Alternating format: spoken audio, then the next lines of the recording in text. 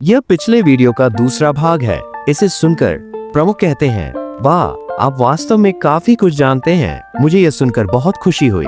ठीक है, फिर मैं आपको बताता हूँ। जब मेइजी पुनर्स्थापन हुआ तो उन्होंने अनबुआन संरेखित खंड से स्थानांतरित होकर सीधे नए सरकार के अधीन आ गए। इससे वे गुप्त सरकारी एजेंटों के एक विशिष्ट समूह में बदल गए। यह संगठन आज भी मौजूद है और इसे जासूसी ब्यूरो कहा जाता है। हमारा काम मोनोनोके को ढूंढना और नष्ट करना है।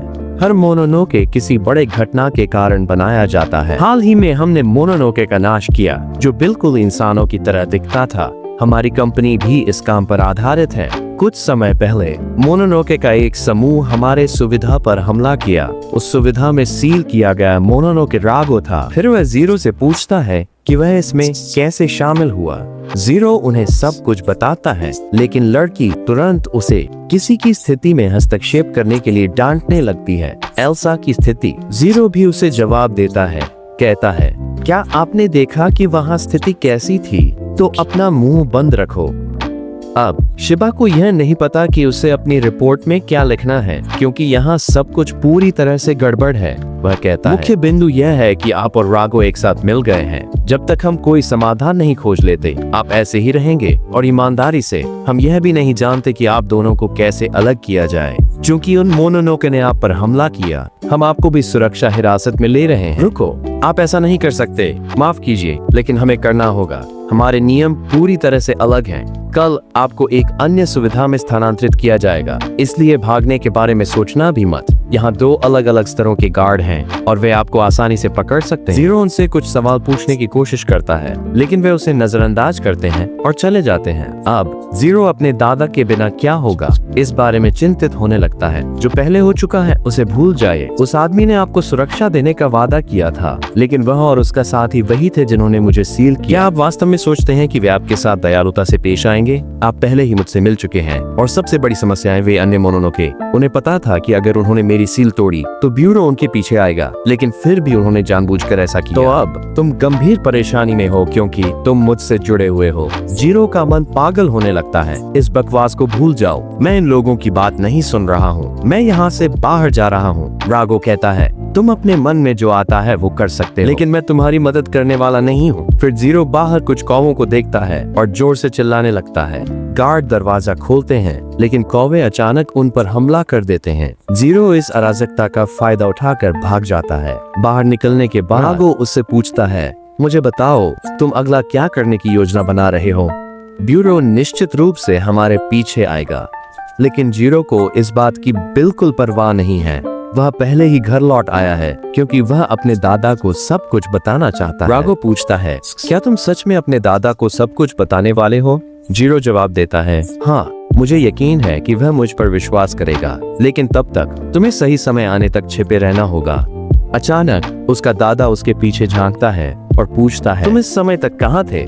जीरो उसे सब कुछ समझाने लगता है, लेकिन उसका दादा बस कहता है, मेरे साथ आओ। वह जीरो को एक खुले मैदान में ले जाता है। दादा, मुझे बताओ क्या हो रहा है? लेकिन उसका दादा बेहद गुस्से में दिखाई देता है। क्या तुम्हें यह एहसास भी है कि तुमने क्या किया है?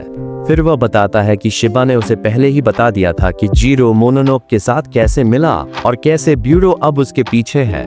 जीरो हैरान है, तुमने यह सब कैसे पता किया? उसका दादा जवाब देता है, मुझे पता है क्योंकि मैं पहले जासूसी ब्यूरो का सदस्य था।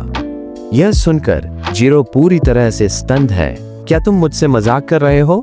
रागो तुरंत समझ जाता है कि जीरो का दादा सच बोल रहा है। उसका दादा रागो की ओर देखता है और समझता है कि शिबा ने जो कुछ भी उसे बताया था वह सच था। वह कहता है, मैं कभी भी ब्यूरो को तुम्हें या मोनोनोके का उपयोग करने की अनुमति नहीं दूंगा। इससे पहले कि ऐसा हो, मैं तुम्हें खुद ही नष्ट कर दूंगा और उसके बाद मैं अपनी खुद की जिंदगी भी समाप्त कर दूंगा। उसका दादा अचानक जीरो पर हमला करता है, लेकिन जीरो हमले से बचने में सफल होता है। रागो कहता है, तुम्हारा दादा सच में अद्भुत है। जीरो का दादा गुस्से में है। वह अचानक गायब हो जाता है और जीरो के पीछे प्रकट होकर उसे दूर फेंक देता है। वह कहता है, पीढ़ियों से अजुमा परिवार ने योद्धा के तरीके को पूर्ण किया है। यही कारण है कि हमारी तकनीकें मानवों और मोनोनोके दोनों के लिए अत्यंत खतरनाक हैं। जो हुआ है उसके कारण तुम्हारा समाप्त होना बेहतर हो। रागो जीरो की मदद करने की कोशिश करता है, लेकिन जीरो उसे बताता है, मुझे तब तक मदद मत करो जब तक मैं खुद समाधान नहीं ढूंढ लेता। फिर उसके दादा कुछ याद करते हैं। तब नाची जीरो के दादा को बुलाने आई थी क्योंकि जीरो खतरे में था। जीरो एक बिल्ली को बचाने की कोशिश कर रहा था और ऊंचाई से गिरने वाला था। सौभाग्य से उसके दादा समय पर आए और उसे पकड़ लिया। फिर उन्होंने जीरो को कड़ी फटकार लगाई। जीरो ने समझाया कि उसने बिल्ली की मदद की क्योंकि वह गंभीर खतरे में थी। उसके दादा ने उसे कहा, किसी की मदद करना बुरी बात नहीं है, लेकिन आपको केवल तभी मदद करनी चाहिए जब आपके पास इसे करने की ताकत और संकल्प हो। इनके बिना आपके कार्य निरर्थक हैं और आप अपनी जान भी गंवा सकते हैं। इसलिए अगर आप फिर कभी परेशानी में पड़ते हैं तो आपको दूसरों से मदद मांगनी चाहिए। जीरो ने पूछा, लेकिन अगर कोई मदद नहीं कर सकता तो क्या होगा? तब आपको उस स्थिति से दूर रहना चाहिए। नहीं, मैं कभी ऐसा नहीं करूंगा। ठीक है, अगर आप सच में ऐसा करना चाहते हैं तो आपको शरीर और मन दोनों में मजबूत बनना होगा। वर्तमान में उसके दादा कहते हैं, यह कोई प्रशिक्षण सत्र नहीं है, यह जीवन और मृत्यु का मामला है। मैं आपको जीने नहीं दे सकता क्योंकि आप अपने जीवन में कई निर्दोष लोगों को मार देंगे। आपका शरीर जख्मों से भरा होगा। मैंने आपको इन सब से बचाने की कोशिश की, लेकिन सब कुछ पहले ही गलत हो चुका है। जीरो माफी मांगता है, कहता है कि उसने जानबूझकर ऐसा कुछ नहीं किया, लेकिन वह सब कुछ ठीक करने के लिए तैयार है। जीरो कहता है, मेरे शरीर का आधा हिस्सा मोनोनोके बन गया है, हम पहले ही एक हो चुके हैं। यह कहने के बाद उसके दादा चलने लगते हैं। ठीक है, आप जो चाहें कर सकते हैं। फिर हम जीरो को लड़ाई के बाद पट्टी बांधते हुए देखते हैं। वह कहता है, यार, लड़ाई के बाद खुद को पट्टी बांधना काफी आरामदायक है। फिर वह रागो से माफी मांगता है। रागो कहता है, मेरे लिए यह वास्तव में मायने नहीं रखता, लेकिन अपने आप को इतनी मेहनत मत करो कि आपकी जिंदगी खतरे में पड़ जाए। जीरो जवाब देता है, ठीक है, अब से हम साथ काम करेंगे। इस बीच दादा शिबा से बात कर रहे हैं। एक आदमी उनके लिए एक वाहन लाने वाला है। जीरो के दादा कहते हैं, आपको जीरो को अपने संगठन का सदस्य बनाना चाहिए। मुझे लगता है कि जिस व्यक्ति की आप खोज कर रहे हैं वह वास्तव में वही हो सकता है। अब जीरो अपने सामान पैक कर रहा है क्योंकि वह जाने वाला है। क्या आप सच में जाने वाले हैं? एक बार जब आप चले जाएंगे तो आप कभी वापस नहीं आ सकते। जीरो जवाब देता है, हमारे पास कोई और विकल्प नहीं है, इसलिए मुझे जाना है। फिर वह इचिगा को देखता है जो उसे लेने आई है। जीरो को स्पष्ट रूप से वह पसंद नहीं है। वह कहती है, मुझे आपको लेने के लिए यहाँ भेजा गया था ताकि आप पिछली बार की तरह भाग न जाएं। और यदि आपने सब कुछ खत्म कर लिया है तो बाहर एक ट्रक इंतजार कर रहा है, हमें निकलना चाहिए। जीरो अपने दादा से अलविदा कहता है और चला जाता है। फिर हम देखते हैं कि इचिगा ने जीरो को हथकड़ियां लगा दी हैं। हेलो, क्या यही तरीका है यहाँ लोगों का स्वागत करने का? आपको चुप रहना चाहिए। आप एक कैदी हैं। आप आधे इंसान और आधे मोनोनोके बन जाते हैं, और चूंकि मोनोनोके ब्यूरो के लक्ष्य होते हैं, इसलिए हम आपको इस तरह बंधा रखेंगे। लेकिन मुझे अभी भी समझ में नहीं आता कि बॉस ने आपको पहले स्थान पर वहाँ क्यों बुलाया। खैर, मेरा काम सिर्फ आपको वहाँ ले जाना है, इसलिए मुझसे कुछ भी उम्मीद न रखें। मैं आपको चुपचाप सुविधा में पहुँचा दूंगा। जीरो कहता है, चिंता मत करो, मुझे भी तुम पसंद नहीं हो। इचिगा अचानक उसे घूंसा मारती है। जीरो घूंसे से पूरी तरह से चौंक जाता है। रागो प्रकट होता है और कहता है, आदमी, ये सारा शोर क्या है? आप लोग मुझे सोने भी नहीं देते। जीरो सोचता है, क्या यह लड़की सच में हमें सुरक्षित रखने वाली है?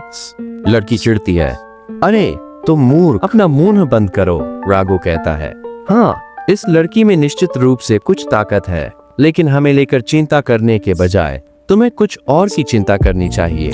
अचानक सड़क पर धुंध फैलने लगती है। ड्राइवर को नहीं पता कि क्या हो रहा है। फिर एक मोनोनोके अचानक प्रकट होता है और ड्राइवर का सिर उड़ा देता है। दूसरा आदमी पूरी तरह से घबरा जाता है। ट्रक किसी चीज में टकरा जाता है और इचिगा को महसूस होता है कि कुछ अजीब है। वह जांच करने के लिए बाहर निकलती है। बाहर वह देखती है कि घनी धुंध पूरे क्षेत्र को ढक रही है। वे स्पेक्टर जोन में प्रवेश कर चुके हैं। फिर एक आदमी कहता है, ओह देखो, यह तो बस एक लड़की है। मुझे लगा कि मैं यहाँ कुछ रोमांचक खोजने वाला हूँ। मुझे आखिरकार इस काम के लिए सहमति नहीं देनी चाहिए थी।